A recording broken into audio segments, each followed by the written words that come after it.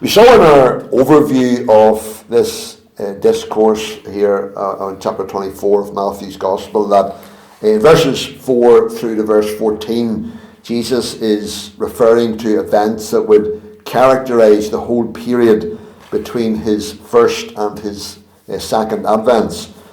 Locally, leading up to AD 70 and the destruction of Jerusalem, and then globally, right up to the end of the world and the time of his second coming. During that whole period, there will be false Christs, there will be wars and rumours of wars, there will be famines and pestilences and earthquakes and natural disasters. There will be persecution for the people of God. The love of many would wane, and the gospel would go to all the world. And we've looked at those different things, and we have seen how what Jesus predicted here has happened. Exactly as he said, that all of these things have been happening throughout this whole period from the time of Christ's first coming, and will continue to do so right up until his second coming. Then in verses 15 through to verse 28, Jesus describes a specific sign that would indicate that the destruction of Jerusalem was about to happen. And he states that sign in verse 15. He says, "When ye therefore shall see the abomination of desolation spoken of by Daniel the prophet stand in the holy place, whoso readeth, let him understand." So Jesus talks about the sign referred to as the abomination of desolation. And Jesus said that whenever they would see this sign, the abomination of desolation that was prophesied by Daniel, they would know that the destruction of Jerusalem was very close. See, the disciples had asked the question in verse 2, when shall these things be? And Jesus answers that question here. He says, "When ye therefore shall see the abomination of desolation spoken of by Daniel the prophet stand in the holy place, whoso readeth, let him understand." So Jesus is answering their question as to when these things would be. He says, this abomination of desolation that Daniel spoke about would be a sign that these things were about to happen. So what is this sign that Jesus is referring to here? This abomination of desolation that Daniel talked about. You turn back to the book of Daniel for a minute. There are actually 4 references in Daniel to the abomination of desolation. And the first one's in Daniel chapter 8 and verse 13. Daniel chapter 8 and verse 13. It says, "Then I heard one saint speaking, and another saint, and another saint said unto that certain saint which spake, How long shall be the vision concerning the daily sacrifice and the transgression of desolation, to give both the sanctuary and the host to be trodden under foot?" And then turn over to chapter 9 and verse 27. We have another reference to it. Chapter 9 verse 27. It says that he shall confirm the covenant with many for 1 week, and in the midst of the week he shall cause the sacrifice and the oblation to cease, and for the overspreading of abominations he shall make it desolate, even unto the consummation, and that determined shall be poured upon the desolate. And then a third reference to this abomination of desolation, chapter 11 and verse 31. Chapter 11 verse 31, it says, "An arm shall stand on his part, and they shall pollute the sanctuary of strength, and shall take away the daily sacrifice, and they shall place the abomination that maketh desolate." And then the fourth one is in chapter 12 and verse 11. Chapter 12 verse 11 says, and from the time that the daily sacrifice shall be taken away, and the abomination that maketh desolate set up, there shall be 1,290 days. So 4 times in the book of Daniel here we have this reference to the abomination of desolation, and it just literally means the abomination that causes desolation. Now what is this? In the Old Testament, something that was described as an abomination was an object of disgust or hatred, a thing that caused revulsion, something that was an idol, which was an insult to the true worship of God. And so when Daniel talks about the abomination that causes desolation, he was really referring to the actions of a Syrian king by the name of Antiochus Epiphanes, who ruled over Palestine from 175 to 165 BC. So nearly 200 years before the time of Christ, there was this Syrian king called Antiochus Epiphanes, and Daniel's really referring to something that he did. Just a little background to this man. You remember in Daniel's time, it was the Babylonian Empire, and then after that was the Medo-Persian Empire, and then there was the Greek Empire, and then there was the Roman Empire, which was the one in the time of Christ. But the Greek Empire, the third one, Alexander the Great, was the ruler of the Greek Empire. And whenever he died at just 32 after conquering the known world. But whenever he died, his kingdom was divided among 4 of his generals. And one of those divisions was Syria. And it was governed by one of his generals who originated what was known as the Seleucid dynasty. And so this king, Antiochus Epiphanes, he came from that dynasty. In Daniel chapter 8, if you ever take time to study it, it actually describes this man, Antiochus Epiphanes, in some detail. It refers to him as the little horn. If you study his life, you will find that he had all of the demonic characteristics of the little horn that is described in Daniel's vision here. What Daniel prophesied here was fulfilled very in great detail in the life of this man, Antiochus Epiphanes. Whenever he came to power in 175 BC, he was power hungry, and he tried to expand his dominion to include the land of Palestine. Daniel chapter 8 and verse 9, there it says, and out of one of them came forth a little horn. So that's referring to this king, Antiochus Epiphanes. Out of one of them came forth a little horn, which waxed exceeding great toward the south and toward the east and toward the pleasant land. That's referring to the land of Israel, the land of Palestine. And so it's talking about his desire here to rule the land of Palestine, to make it part of his dominion. And then verse 11 to 12 it says, Yea, he magnified himself even to the prince of the host. By him the daily sacrifice was taken away, and the place of his sanctuary was cast down. And an host was given him against the daily sacrifice by reason of transgression, and it cast down the truth to the ground, and it practiced and prospered. History tells us that when Antiochus Epiphanes got to Jerusalem, he removed the high priest and replaced him with a man of his own choosing. He then invaded Egypt, and while he was there, a rumour started to circulate among the Jews that he had been killed.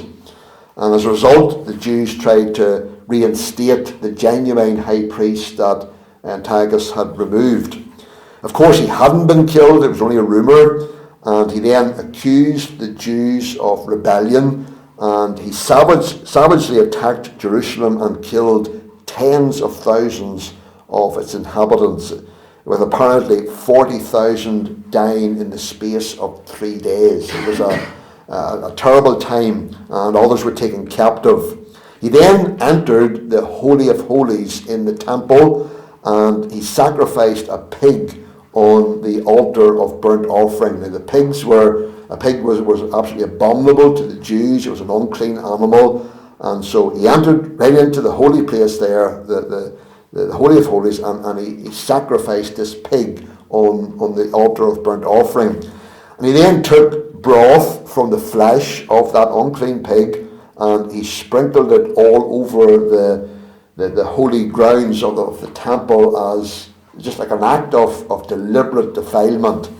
And this caused that the Jews, because of this, what he did, sacrificing this pig and spreading this broth from the pig all over the grounds of the temple there. This caused that the Jews wouldn't go into the temple because it was so defiled, and so it became desolate.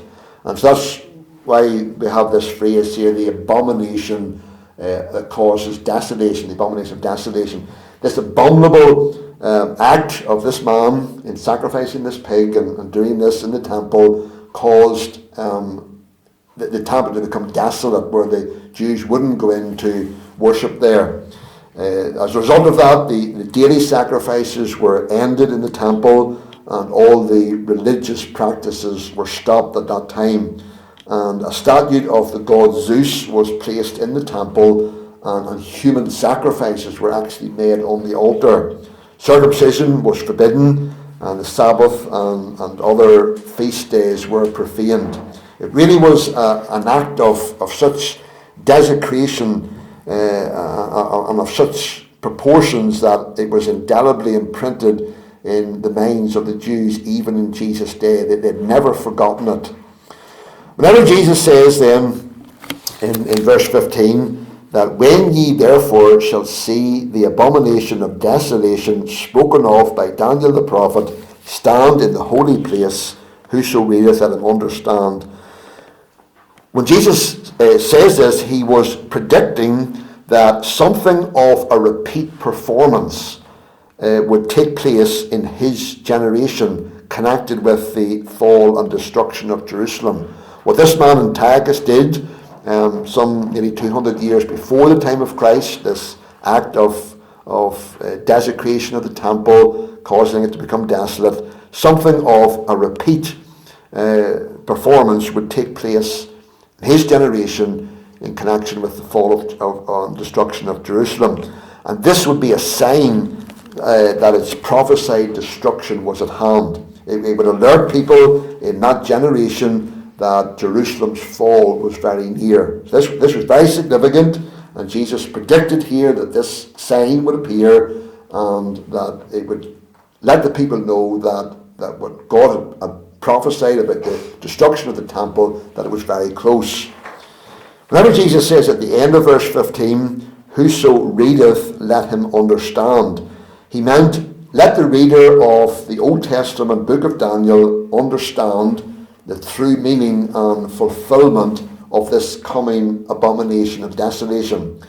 It was fulfilled with this king Antiochus Epiphanes and his desecration of the temple in 168 BC, and that was a pattern and a type pointing to something that would happen to the city of Jerusalem and the temple within the lifetime of Jesus' own contemporaries.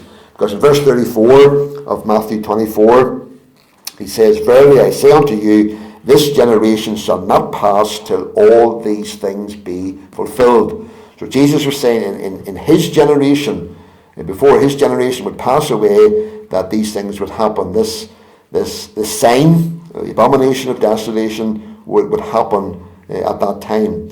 So what was Jesus predicting would happen in relation to the fall of Jerusalem? This sign that would indicate that its destruction was very, very near.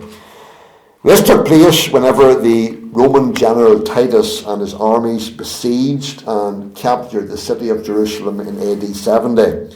They set fire to the city, and while the city was still burning, the Roman soldiers brought their legionary standards into the temple precincts. And when they did, they offered sacrifices there, and they declared Titus to be the victor.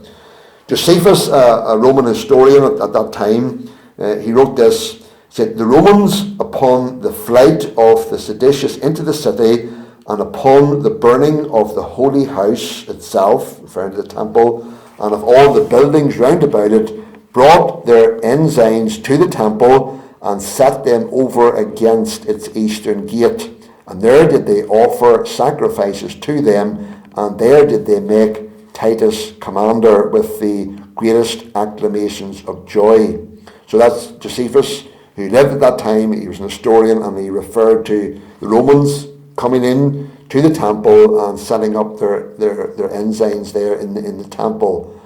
And on those legionary standards that they set up there. There were idolatrous representations of Caesar and the Roman eagle. And those things would have been an absolute abomination to the Jews.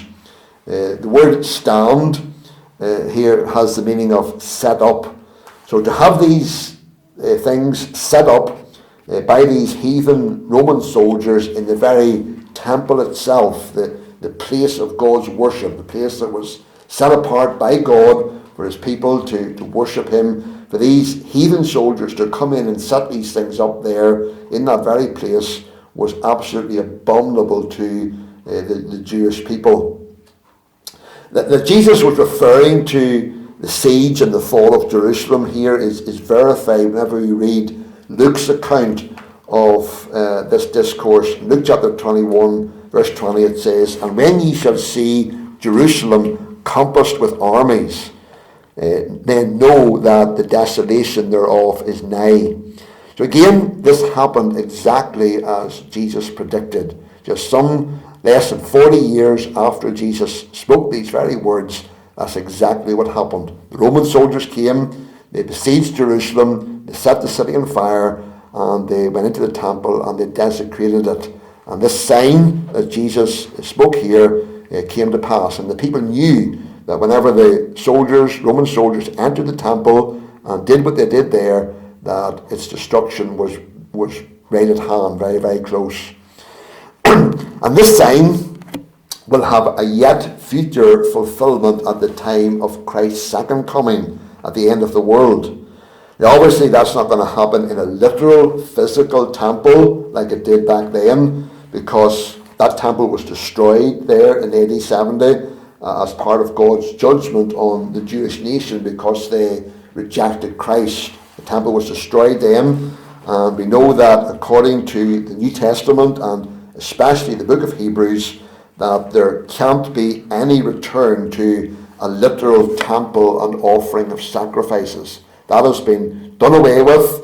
It would be blasphemy for a temple to be rebuilt and sacrifices to be made again, because all that the temple stood for, all of those sacrifices that were continually offered there, all of that was pointing to Christ and his perfect sacrifice, his once for all sacrifice on the cross. It was all pointing forward to that, and all pointing forward to him and his perfect and his completed work. And any return to any of that whole system of sacrifices in the temple, such as the Roman Catholic Mass, which re-sacrifices Christ every time they offer it, or any future temple that the Jews may build, any of that would be sheer blasphemy, a stench in God's nostrils. He has sent Christ.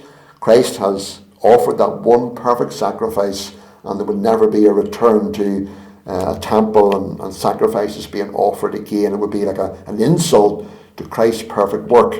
Christ is now the temple. Remember, Christ said in John chapter 2, "Destroy this temple, and in 3 days I will raise it up again." And then the Jews thought he was talking about the literal temple, that if they destroyed it, he would build it again in 3 days. But it says, but he spake of the temple of his body. He was saying, "I am now the temple." And all who believe in him, all believers are made one with him, and so they become a part of that temple, and we are part of that temple tonight. 1 Corinthians 3:16 says, "Know ye not that ye are the temple of God, and that the Spirit of God dwelleth in you?" And the pronoun "you" there, when it says that the Spirit of God dwelleth in you, is actually in the plural. And he's referring there to the community of saints, to all saints.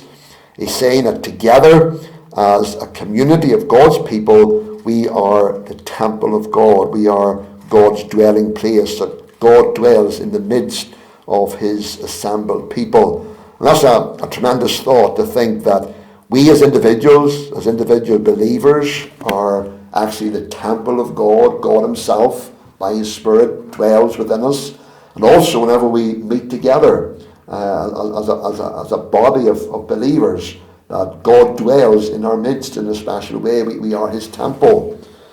2 Corinthians 6:16 says, "For ye are the temple of the living God, as God hath said, I will dwell in them and walk in them, and I will be their God, and they shall be my people. Think about what that is saying. God is saying that whenever we, as the church, come together, God is in our midst in a special way. That's why it's always a privilege to gather together in the house of God and with God's people, because God has promised that he will be in our midst in a special way. And those who profess to be believers and don't come to the house of God when they can, they really are missing out, because God has promised to be amongst us as his people.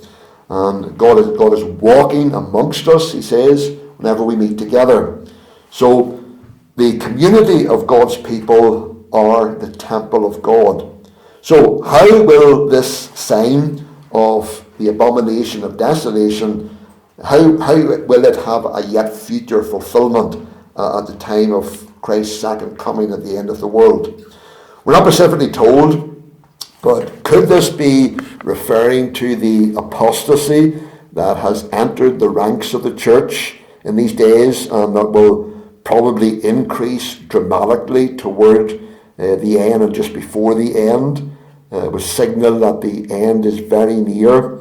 Every form of apostasy in the church is an abomination that causes spiritual desolation. It's always tragic when it happens, and you look at churches that once were thriving, whenever they have allowed apostasy to come in, whenever they have departed from the true gospel, you find those churches end up dying and having to close their doors, because the abomination of apostasy always brings desolation.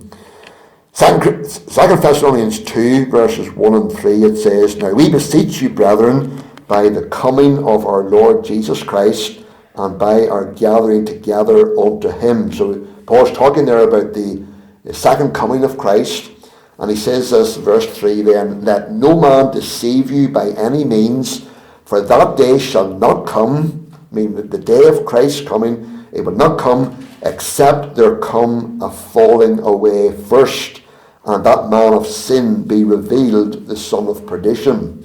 So Paul was making it very clear there that Christ's second coming will not happen until, first of all, there will be a great falling away, and the word there is apostasy, a great departing from the truth and from the true gospel, and that man of sin be revealed, the Antichrist. There's going to be a great apostasy, a great falling away among the people of God, a defection from truth, which is what that word apostasy means, and that's in association with the final end time Antichrist. So this is how we will know that the Christ's return is very near. And as we even look over the past few decades in the Christian church, we see that apostasy has been coming in, and the great denominations that were born in the past in revivals and knew the blessing of God, today they're nothing more than a monument to apostasy. They've given in to liberal scholars, and they've forsaken the true gospel and its fundamental truths. And we find that there's a great apostasy that's continuing to take place even in the church. And could this be a sign that we're heading very close to the end and to Christ coming again? So when Jesus talks here about the sign of the abomination of desolation that was prophesied by Daniel, its first fulfillment was in this man Antiochus Epiphanes, and who desecrated the temple there, sacrificing the pig. And he was a type or a picture of the final end time Antichrist. And if you carefully study the book of Daniel, you will find that. And all that he did is a type of what every Antichrist has done and will do throughout history, and will be headed up in the final one at the very end. Every Antichrist is filled with a demonic hatred against the people of God. That's why we have those who are against us and against our efforts to preach the gospel. It's because this Antichrist, They are filled with a hatred for God, for His truth, for the gospel, and their hatred is specifically directed against the people of God and the truth of God. In Daniel chapter 8 and verse 12 it says, "And it cast down the truth to the ground." They're always opposed to truth. You look at even these agendas, the LGBT agenda and abortion, all of these moral issues that we're facing, you'll find there's always a battle with truth. It's the truth of God's word that they're against. They don't want what God has laid down. They're against it, and they're opposed to it. And all of this will probably only get worse, will increase as we near the end and Christ coming again.